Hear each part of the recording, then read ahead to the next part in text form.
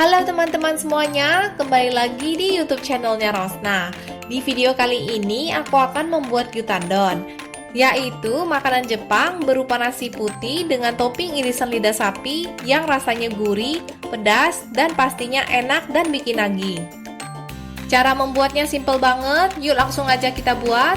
Bahan-bahan yang dibutuhkan adalah irisan lidah sapi, ini bisa teman-teman beli di supermarket. Kecap asin, aku pakai merek Jepang Kikkoman supaya rasanya lebih otentik. Minyak wijen, gula, garam, merica, cabai, dan daun bawang yang sudah dipotong-potong.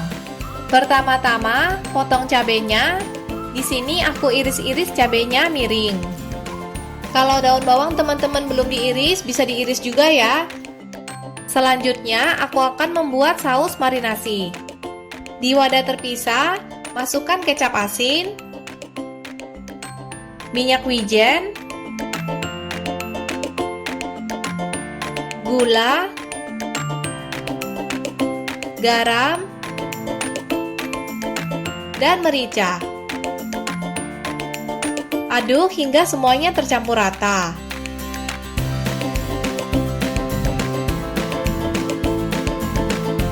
Setelah itu, masukkan irisan lidah sapi ke dalam saus marinasi.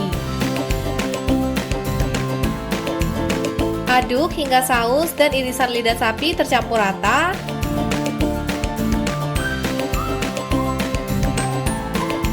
Biarkan dan marinasi irisan lidah sapi selama 15 menit. Setelah 15 menit, siapkan dan panaskan panci. Masukkan minyak goreng dan tunggu minyaknya hingga sudah benar-benar panas. Lalu, masukkan irisan lidah sapi yang sudah dimarinasi tadi.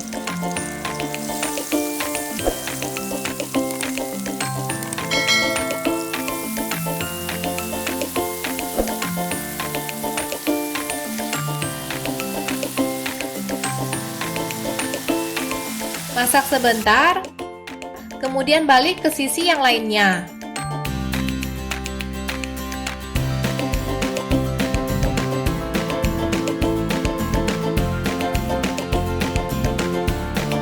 Masukkan irisan cabai. Kalau teman-teman suka pedas, cabainya bisa ditambahin. Jadi bisa disesuaikan dengan selera.